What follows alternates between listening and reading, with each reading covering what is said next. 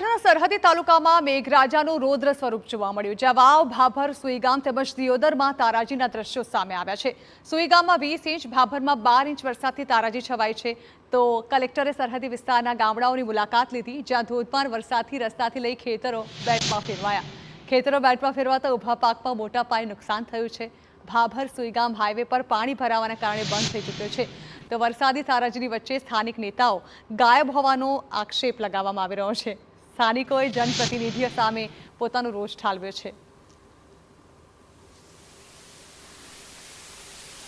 છેલ્લા 3 દિવસથી બનાસકાંઠાના સરહદી વિસ્તારમાં અવિરત વરસાદ વરસી રહ્યો છે। ભારે વરસાદને કારણે ક્યાંક ને ક્યાંક મુશ્કેલીઓ સર્જાઈ છે। ભાભર સુઈગામ હાઈવે પણ પાણીને કારણે બંધ થયો છે। તો ભાભર, સુઈગામ, થરાદ, વાવ વિસ્તારના ખેતરો પણ બેટમાં ફેરવાયા છે, એટલે કે પાક બગડ્યો છે, રસ્તા બંધ થવાથી મુશ્કેલીઓ પડી છે।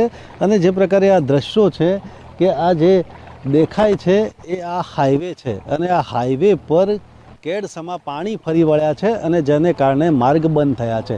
આવા તો આ વિસ્તારમાં અનેક વિસ્તારો છે કે અનેક ગામડા છે કે જ્યાં પાણી ભરાવાથી માર્ગ બંધ થયા છે અને મુશ્કેલીઓ પડી રહી છે। સાથે સાથે ખેતરો પણ બેટમાં ફેરવાયા છે। સ્થાનિકો છે શું કહી રહ્યા છે તેમની પાસેથી જાણીશું। છેલ્લા 3 દિવસથી અહીંયા વરસાદ છે, વધુ વરસાદ કાલે પડ્યો છે, કેવી છે આ વિસ્તારની પરિસ્થિતિ?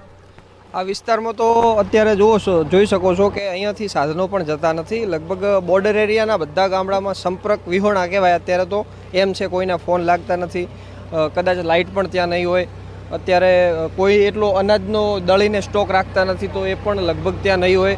અને સેવાની ત્યાં બહુ જરૂર છે હાલ, પણ અહીંયાથી કોઈને જવાતું નથી અને તંત્રને તો કદાચ ખબર પણ નથી કે આ બાજુ કેટલો વરસાદ થયો છે એ, કારણ કે તમે જોઈ શકો છો કોઈનો સંપર્ક જ નથી આ જગ્યાએ। અહીંયાથી સાધનો આ ટ્રેક્ટર લઈને કોઈ ખેડૂતો એમને કંઈ ઘટે તો હાલ લગભગ હેરાફેરી થોડી કરે છે, પણ બધે એટલું જરૂર છે ને એ પ્રમાણમાં વસ્તુ પોકશે નહીં, એના માટે તંત્રની જરૂર છે ને। અત્યારે ધાન્યમાં તો હવે ખેડૂતો પાસે કશું છે જ નહીં।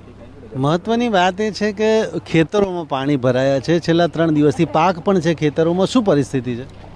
ખેતરોમાં તો વાવાઝોડું છે, એનાથી કારણથી વૃક્ષો બધા આડા પડી જાય, રસ્તા બધા બંધ થઈ ગયા છે। લોકો ચાલતા ગામડામાં દળાવા જાય, સાધન જતા નથી, કોઈ પણ બાઇક હોય કે ગાડી હોય ગમે તે, બરાબર।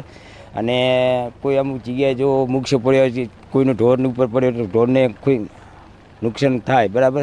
અને પાણી વરસાદ ખૂબ આવી ગયો વાવાઝોડા સાથે છે। વાવાઝોડા સાથે વરસાદ વરસી રહ્યો છે અને છેલ્લા 3 દિવસથી વરસાદ વરસી રહ્યો છે। પાકો કયા હતા ને ખેતરોમાં અત્યારે, અને શું હાલત છે આ પાકોની, ખેડૂતોની તમામની?